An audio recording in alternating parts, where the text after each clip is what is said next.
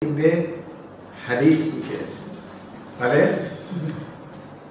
یعنی علم رجال ابزاری است که ما را به حدیث می‌رساند.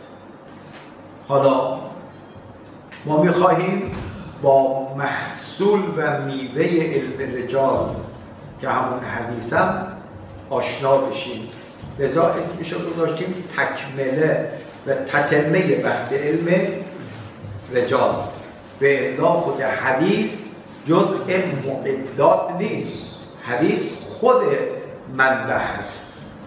بله؟ خود منبع است برای استنباط حکم شرعی. منطقه تردن للباب به خاطر اینکه بحث رجال تکمیل بشه امروز در رابطه با اقسام حدیث با هم گفتگو. این جمله رو یادداشت بفرمایید. حدیث از جهات مختلف قابل تقسیم به اقسامی است که در مجموع میتوان 5 تقسیم رو برای حدیث ذکر کرد. خب آقای فیاض، موضوع بحث ما چیه؟ حدیث یه چیزه، منتهای مراتب میشه از جهات مختلف با پیرامون این حدیث بحث بکنیم. بله؟ مجموعاً از کردیم 5 تقسیم رو میشود برای حدیث ارائه داد. تقسیم اول، تقسیم حدیث بر اساس سند. بله؟ ما گاهی اوقات حدیث رو به لحاظ و ملاحظه سند تقسیم میکنیم. چند تا خودش تقسیم داره به حسب سند. 1. حدیث مسند. حدیث مسند به حدیثی گفته می شود که دارای سند است و در سلسله سند آن اسامی همه راویان تا زمان معصوم در کتب معتبره و مشهوره معلوم باشد. مثلا از زمان مرحوم کلینی تا زمان امام صادق سلام الله علیه 5 تا 6 تا کمتر بیشتر راوی وجود داره. تمام راویان بله من البطن الی الختم در کتب معتبره ذکر شده باشد. به این روایت میگیم روایت مسنده، یعنی روایتی که دارای سنده. میگه آقای کلینی شما از کی نقل حدیث کردی؟ میگه من از علی ابن ابراهیم. علی ابن ابراهیم از کی نقل کرده؟ عن ابیه ابراهیم. ابراهیم ابن هاشم از کی نقل کرده؟ از فلان از فلان از فلان تا میرسه عن ابی بصیر قال از صادق علیه السلام. تمام روات سند حدیث تا به معصوم میرسه ذکر شده باشد. به این روایت میگیم روایت مسنده. تذکر خود حدیث مسند انواعی دارد. خود حدیث مسند انواعی دارد. یک، حدیث مسند معنعن. معنعن به حدیثی گفته می شود که بدون ذکر الفاظی مانند اخبرنی، حدثنی یا سمعتو باشد،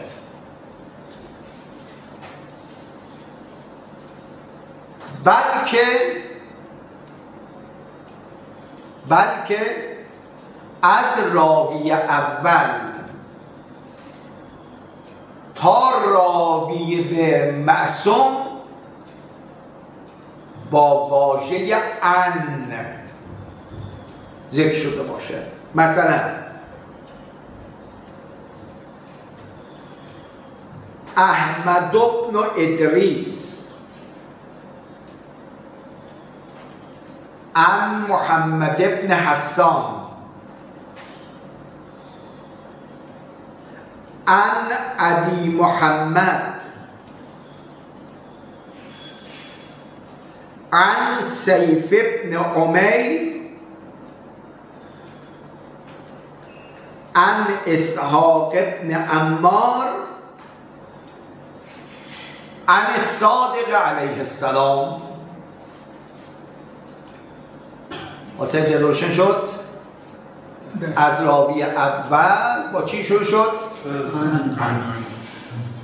دیگه کلمه اخبرنی، سمعتو، حدثنی اینا بیان نشده. فلانی عن فلان عن فلان عن فلان تا میرسد به امام صادق. اینو یه اصطلاح باش جعل کردن، حدیث مسند معنعن. درست شد؟ ببین تعریف کردیم حدیث مسند کدومه؟ دارای سند باشه، این هم دارای سنده، اما از اون الفاظی که گفتیم بهره نجسته، از لفظ عن. اینو میگه حدیث معنعن. دو، حدیث مسند عالی و نازل. آزیشان چی گفتیم؟ عالی و نازل. حدیث عالی و نازل یعنی مسند عالی، مسند نازل. تعریفشون چیه؟ هر خبر مسندی که در مقایسه با دیگر روایات دارای واسطه کمتری باشد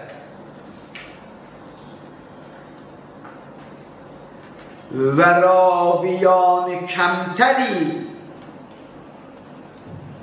حدیث را از معصوم نقل کرده باشند.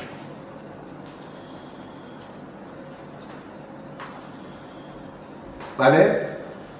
ببینید هر که به اصل معصوم آدم نزدیکتر باشه اطمینان آدم به اون حدیث چیه؟ بیشتر. با کمترین واسطه انسان از معصوم نقل میکنه. این رو میگیم روایت مسند عالی. گاهی اوقات اگر ملاحظه کرده باشید میگه فلان حدیث عالی السند است، حدیث عالی السنده. یعنی که روایت سندش عالیه. اولا مسنده، ثانیاً سلسله سند هم چیه؟ به این شما گاهی اوقات میگه من به 20 واسطه خبر رو از امام صادق، گاهی اوقات میگه نه با 4 واسطه روایت به امام صادق میرسه. درست شد؟ اما خبر نازل اون خبری است که تعداد راویان و واسطه ها تا به امام معصوم نسبت به روایات دارای واسطه بیشتر باشد.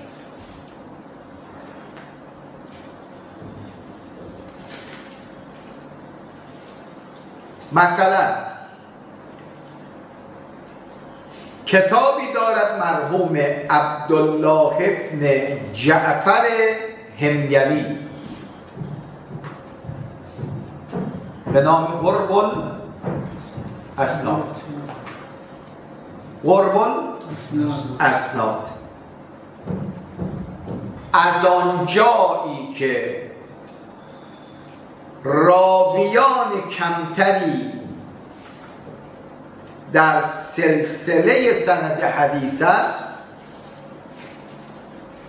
به این کتاب میگن قرب الاسناد. بشد یعنی سندهاش غریب و نزدیک به امام معصوم میگذاشته. این هم یک تقسیم برای حدیث مسند. پس تا الان حدیث مسند تقسیم کردیم به حدیث مسند معنعن، حدیث مسند عالی و نازل. سوم حدیث مسند مضمر. حدیث مسند مضمر به روایتی گفته می شود که راوی آخر به جای اینکه نام امام معصوم را ذکر کند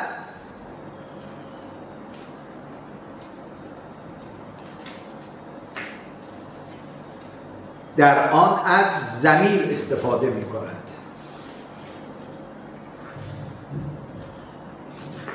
مثلا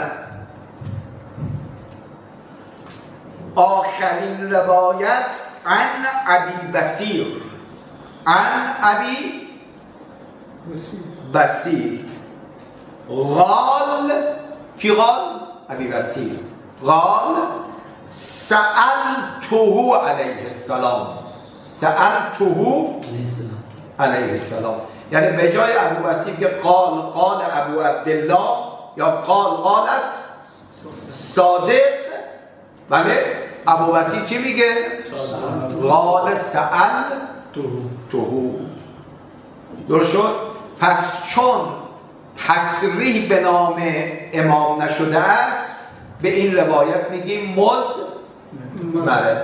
پس سلسله سند ذکر شد، اما اون آخرین راوی تصریح به نام امام نفرموده، به این روایت میگیم روایت مضمر. اینم شده سوم. چهارم روایت مسند معلق.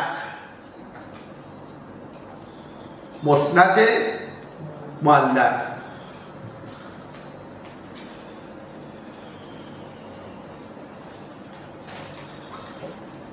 شما میگه خود روایت اگه معلق باشه چطور مسند دارید بهش میگه؟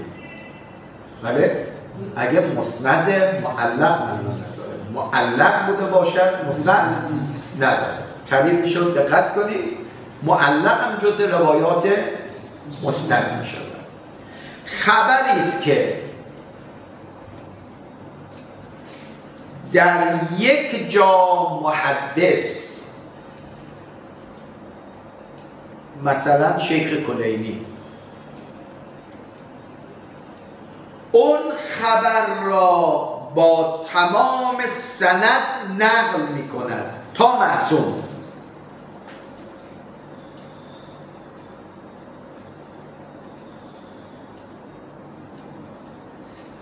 ولی در حدیث دیگر یا جای دیگر همه یا بخشی از ابتداء سند را حذف می کند و سند این حدیث دوم را معلق می کند بر حدیث قبلی. آیا حمیدی روشن شد؟ الان امروزه آیونی که تو قلم زدن هستن، مثلا طرف از نهج البلاغه بخش حکمت کار میکنه، اول آدرس کامل میده، میگه نهج البلاغه بخش حکمت فلان. یه حدیث دوم از همون حکمت میخواد نقل کنه، دیگه نمیگه نهج البلاغه قسمت حکمت، میگه همان حدیث فلان. درست شد؟ همین که میگه همان یعنی چی؟ یعنی این حدیث دوم رو معلق کردن بر منبع اول. چون منبع اول من کامل سند رو ذکر کردن، این حدیث دومم از نظر سند این سند قبلی می بوده باشد. پس چون حدیث دوم معلق بر حدیث اول است، حدیث اول مسند بوده، به حدیث دوم ما میگیم مسند. درست شد؟ پس بناءً علی هذا این حدیث معلق هم جزء اقسام مسند می باشه. بشماریم. پس اولین قسم از اقسام حدیث مسنده. حدیث مسندم برای خودش یک زیر مجموعه داشت. بفرمایید. حدیث معنعن، دو عالی و نازل، مضمر، معلق. اینا زیر مجموعه حدیث مسند می باشه. درست شد؟ دوم، یعنی باز همون تقسیم اول دارد که تقسیم بر اساس سند. اول شد حدیث مسند، دو حدیث مرسل. حدیث بفرمایید مرسل. حدیث مرسل یعنی حدیثی که سندش رها شده است. مثلا مرسل به معنای چیه؟ رها شده. با آن حدیثی است که یا اصلا سند ندارد یا در سند آن نام همه راویان ذکر نشده است. درست شد؟ شما الان گاهی اوقات طرف میاد یه روایتی میخونه، میگه این حدیث مرسله است. بله؟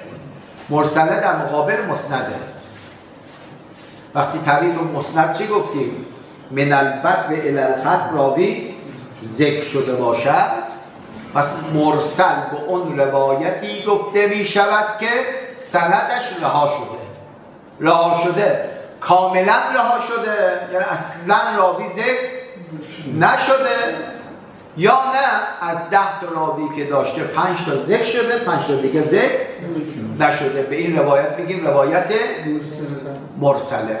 حالا آیا روایت مرسله ارزش دارد یا ندارد؟ تو اون بخش حجت و عدم حجت بحث میکنیم. گاهی خود یک روایت سندش مرسله اما محتواش اصحاب بهش عمل کردن. بله، اصحاب بهش عمل کردن. اما گاهی خود نه، روایتی است که اصحاب به متنش عمل نکردن. اصل اولیه هم این که روایت مرسل حجت نباشه، چون حدیثی ارزش داره که صدورش از معصوم برای ما ثابت شده باشه. درست شد؟ پس حدیث مرسل در مقابل حدیث مسنده. خود حدیث مرسل هم اقسامی داره، یعنی تو ذیلش اینا قرار میگیره. یک، مرفوعه. واسه دقیق. پس مرفوع جزی کدوم حدیث شده؟ مرسله هست. چرا بهش میگم مرفوعه؟ بله؟ حدیث مرفوع خبری است که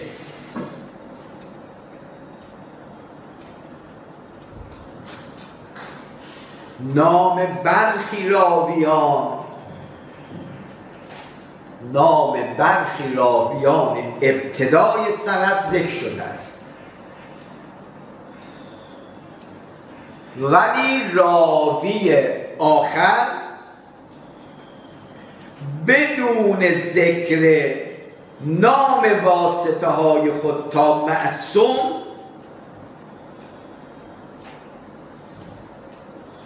نقل حدیث میکنه. مثلا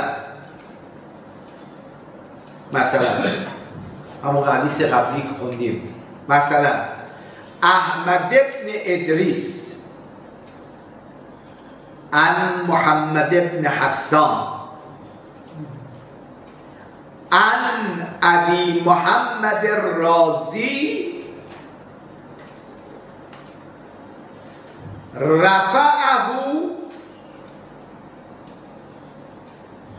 الى المعصوم علیه السلام. محمد رازی تا امام صادق خیلی فاصله داره. راوی بعد خودش جا کرده، خودش حدیث رو رسان به امام معصوم. این روایت مرسله هست، چون در مرسله گفتی یا تمام سند یا بخش سند ذکر نشده باشه. چرا میگه مرفوع؟ چون از کلمه رفعه استفاده کرده. بله، رفعه الی الصادق الی الصادق، یعنی خودش حدیث را رسان به امام معصوم، با حالی که ایشون جز شاگردای امام صادق نبوده. به این روایت میگه روایت مرسله مرفوعه. دقت شد؟ دو، موقوفه.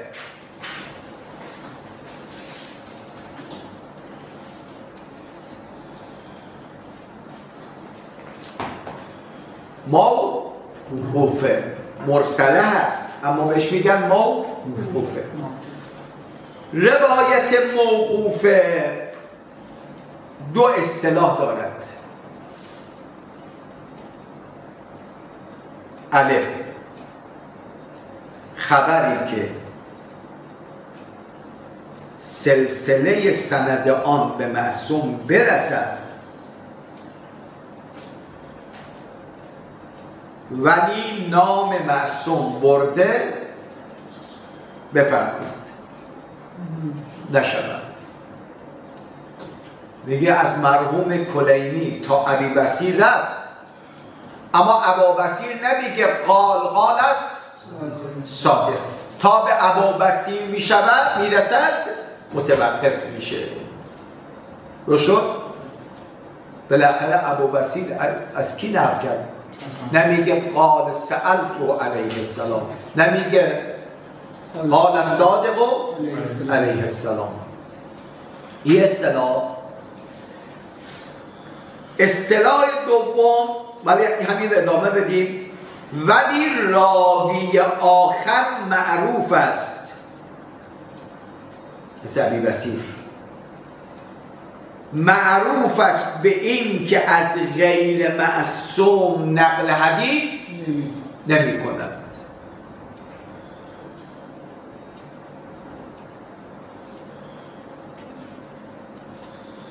مثلا از اصحاب اجماع باشد. دقت کردید؟ آخرین راوی کیه؟ از اصحاب اجماع، مثل بزنطی، مثل ابا بصیر، که اینا از اجل اصحاب ائمه هستند و اینا که از غیر معصوم نقل روایت نمی کنند. اما از این جایی که اسمی از معصوم نبردن به اینا میگیم روایت موقوفه. این اصطلاح دوم روایتی است که سلسله سند آن به صحابی پیامبر یا مصاحب امام منتهی شود، نه به خود پیامبر و امام معصوم. درست شد؟ به بار دیگه اون راوی از اون دسته راویایی نیست که از غیر معصوم نقل نمیکنه. نه، آخر راوی از کسانی است که یا از صحابه پیغمبر نقل روایت میکنه یا از مصاحب امام معصوم. خب یادداشت بفرمایید، نزد امامیه فقط قسم اول موقوف حجت است.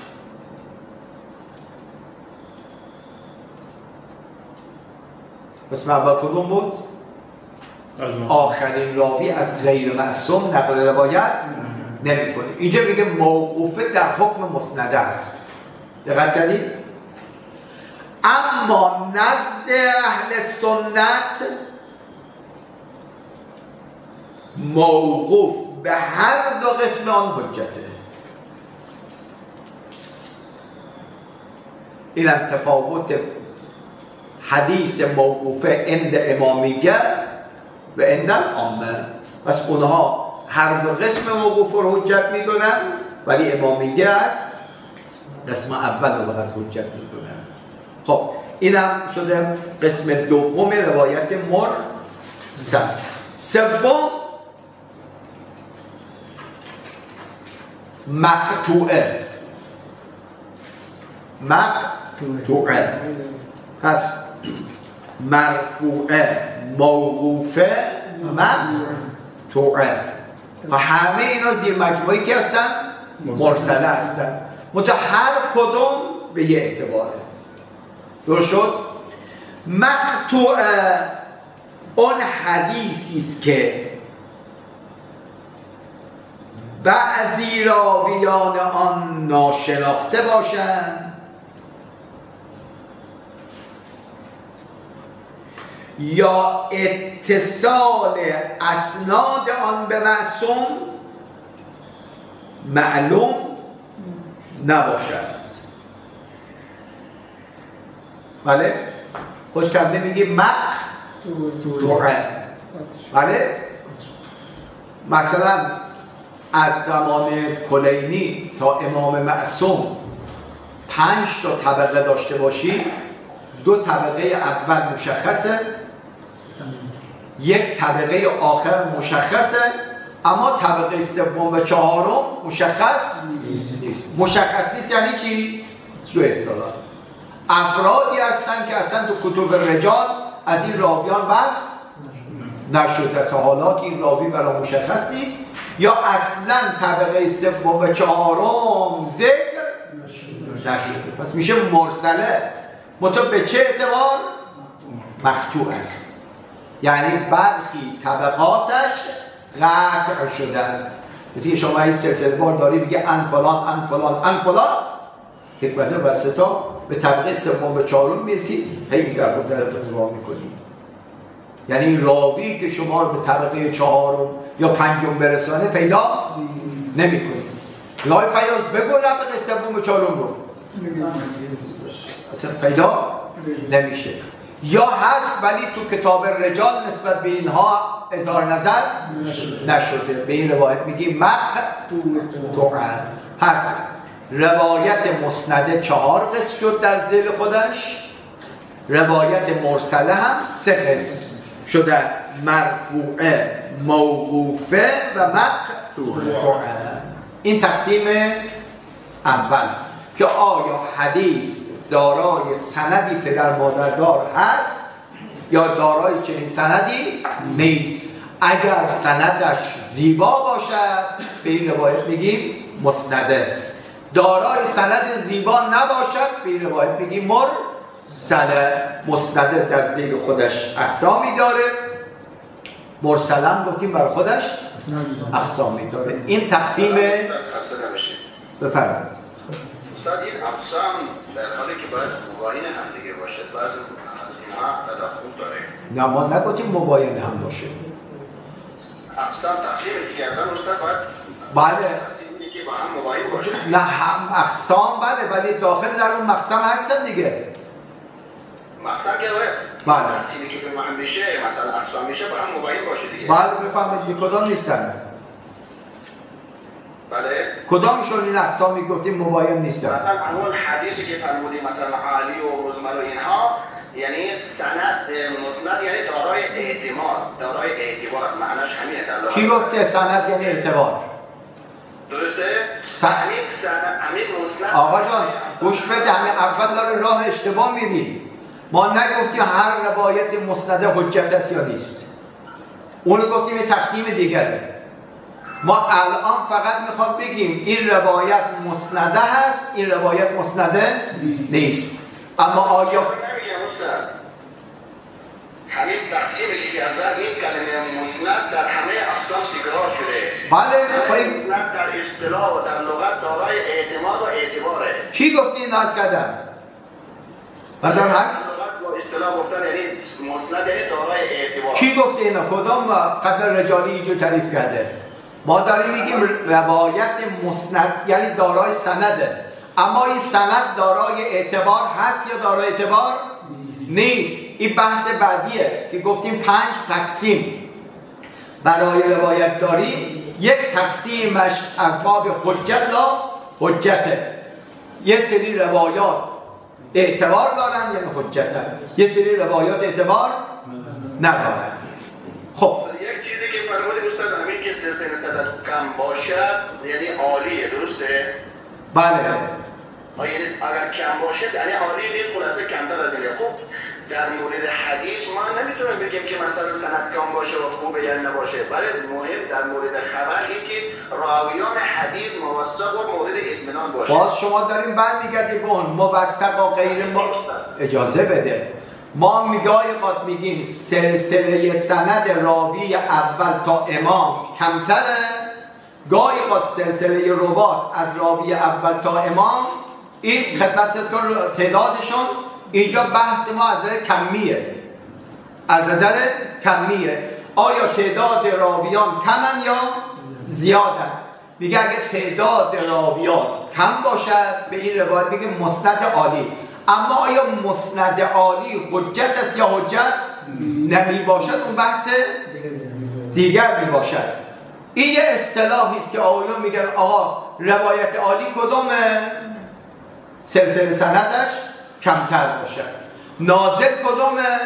یعنی ما از زمان امام معصوم خیلی فاصله گرفتیم، یعنی میخوام بشماریم تا به امام معصوم بشیم شاید 20 تا واسطه بخوره. الان مثلا تو ما الان قرن 15 دیگه مثلا جناب عالی میگه من اجازه روایت از مرحوم آیت الله عثمان مرعشی نجفی دارم. اجازه چی دارم؟ روایت نقل حدیث دارم. میگه از شما که الان قرن 5 باید برسید به آقای مرعشی. ایشون از استادش کی بوده؟ شیخش. او شیخش کی بوده تا برسی به امام معصوم. این واسطه زیاد باشد میگن روایت سنددار نازل، یعنی تعداد راویاش زیاده. عالی کدومه؟ بله کمتر باشه. اما این که آیا کدوم یکی از اینها حجت است یا حجت نیست، ما که نمیگیم کل مسند حجت. هر روایتی که سند داشته باشه حجت نه. انشالله میاریم روایت شما پیدا میکنید سلسله سند کامل ذکر شده، اما میرسیم به فلان میگه علی ابن حسن فضال که در سلسله روایت قرار گرفته آدم موثق نیست، لذا روایت حجت نمی باشه. دقت کردید؟ ما فعلا داریم روایت رو میگیم آیا سند متصل است یا سند متصل نیست. این تقسیمه. متصل باشد بهش میگیم مسند، متصل نباشد بفهمش میگیم مرسل. حالا این مرسل از جهاتی مرسله. دقت کردید؟ 3 جهت به باعث مرسل بودنه، 4 جهت مسند بودنه. این تقسیمه. اما حجتن املا ای چه بسا حدیث مسند حجت نباشد اما حدیث مرسل حجت بوده باشد. اون بحث دیگر است. اما تقسیم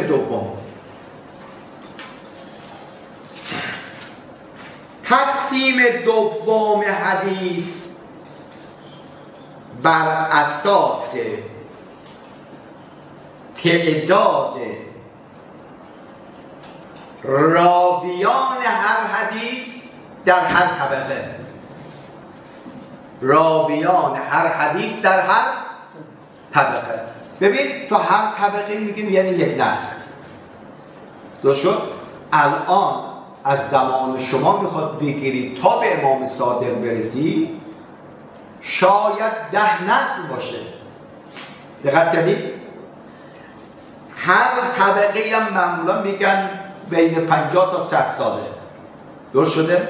مثلا جناب عالی که الان سنت خدمتتون از کنیم 50 ساله، شما از کی میتونید نقل روایت بکنید؟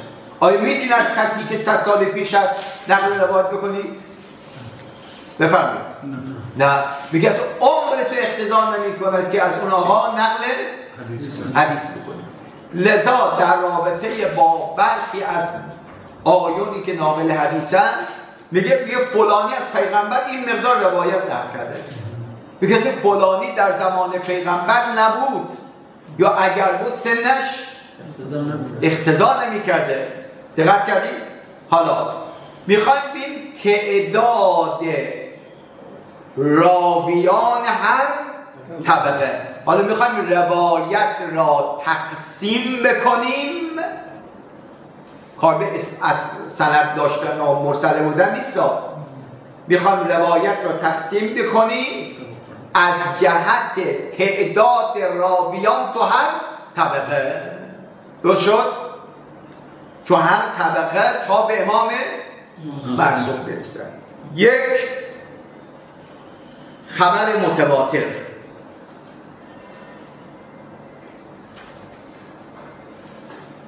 خبری است که راویان آن در هر طبقه پرشمار باشند،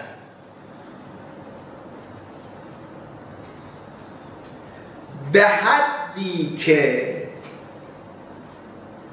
تبانی و توافق آنها بر کذب ممکن نباشد. بله؟ من یادم اون موقع ما شد خودیم مثال میز خبر تو منطق متواتر و متواتی و مشکک و امثال اینها. متواتر وقتی مثال میزدن میگه وجود کعبه در مکه، وجود کعبه در مکه. الان شما که هنوز مکه نرفتی به وجود کعبه چی دارید؟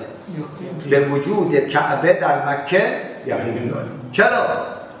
میگه آقا امسال من به حضور 100 تا حاجی رفتم، اینا گفتن کعبه در کجاست؟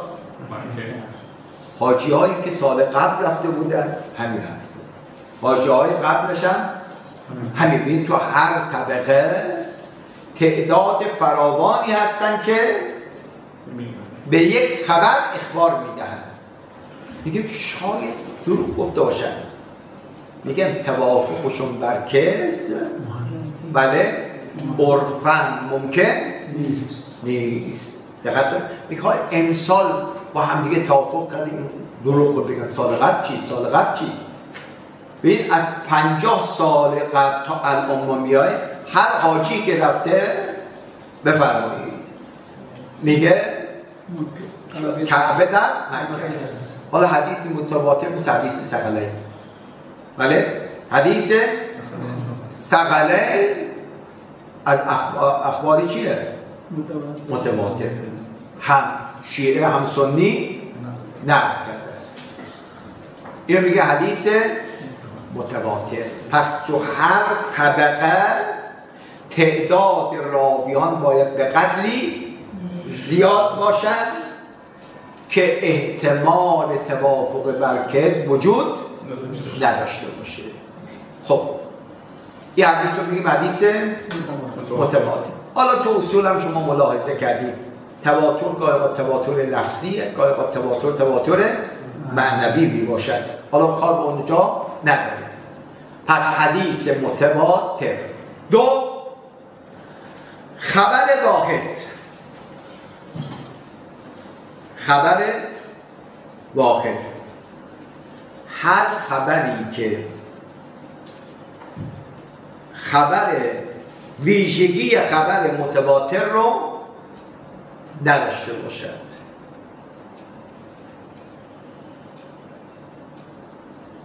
شما گاه اوقات این سلسله سند رو نگاه میکنید، بله، ببینید در طبقه اول یک نفر دو نفر وجود داره، همینجور میگیرید تا به امام معصوم میرسه. واسه این منظور در خبر واحد احتمال توافق مرکز هست یا نیست؟ هست.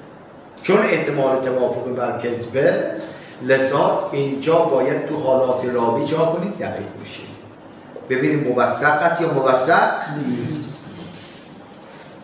دقت دارید؟ لذا میگه خبر واحد عادل هم تازه باشه چیه؟ ظنیه. اصل در ظنون هم عدم حجیته، ولکن در شریعت اومدن خبر واحد عادل رو چه داشتن؟ حجت دانستن و حجت میدونن.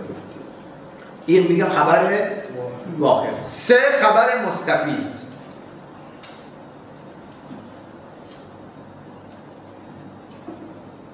خبری است که خیلی تعریف سادهش، خبری که از متواتر کمتر و از واحد بالاتر باشه،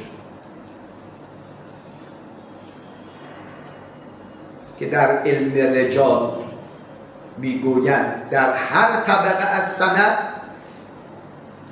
حداقل 3 راوی وجود داشته باشه.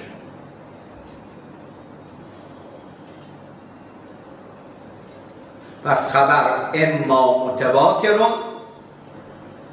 و اما واحد و اما مستفیض. 4، خبر عزیز. خبر عزیز اگر در خبر واحد در هر طبقه از سند حداقل 2 راوی وجود داشته باشد،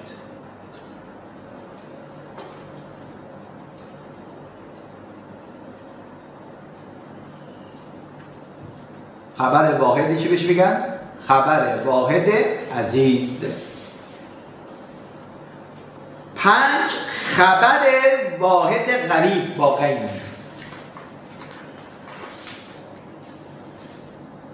اگر در هر طبقه از سند تنها 1 راوی وجود داشته باشه. ببین 6 طبقه هست بین طبقه اول تا طبقه آخر که به ما میرسه. متأسفانه تو هر طبقه 1 راوی بیشتر وجود نداره. اینجا الان با آدم حساسیتش بیشتر میشه. بذار این روایت عجیب و غریبه. آیا بپذیریم یا حساسیت نسبت به این روایت چی میشه؟ بیشتر میشه. لذا باید روی این راوی چه باشیم؟ بیشتر دقیق بشیم که آیا عادل هست یا عادل نیست، موثق است یا موثق نیست. پس خبر از نظر تعداد راویان یا مستفیض است یا واحد است یا متواتر. خود واحدم 2 قسم شده است، یا عزیزه یا غریب می باشد. درست شد؟ پس امروز ما 2 تا تقسیم رو برای روایت ذکر کردیم. روایت مسند 4 قسم شد، روایت مرسل 3 قسم شد. 2، روایت را از نظر تعداد راویان تا هم طبقه بست کردیم. اگر زیاد باشن متواتر، نباشد اگر تو هر طبقه 3 نفر باشن بهش میگیم مستفیض. اما اگر در هر طبقه 2 نفر باشن یا 1 نفر باشن بهش ما میگیم خبر واحد. دقت کردید؟ پس خبر متواتر، خبر واحد، خبر مستفیض. خود خبر واحد رو گفتیم تو قسم میشود دیگه. خبر واحد عزیز که تو هر طبقه 2 راویه، خبر واحد غریب که تو هر طبقه 1 راوی باشه. اینم تقسیم دوم. التقسیم الثالث ان شاء الله برای جلسه آینده. صلی الله علی محمد و آله الطاهرین.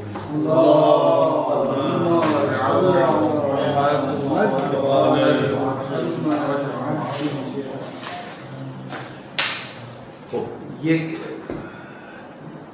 اطلاع اجمالی هم از این گونه حدیث رو داشته باشیم بد نیست. دقت فرمودید؟ ما اونجا در رابطه با علم رجال بحث کردیم. میگم ما علم رجال درباره چی بحث میکنه؟ این سند حدیث. میگه حدیث چقدر بحث داره که میگیم حدیث اقسامی داره.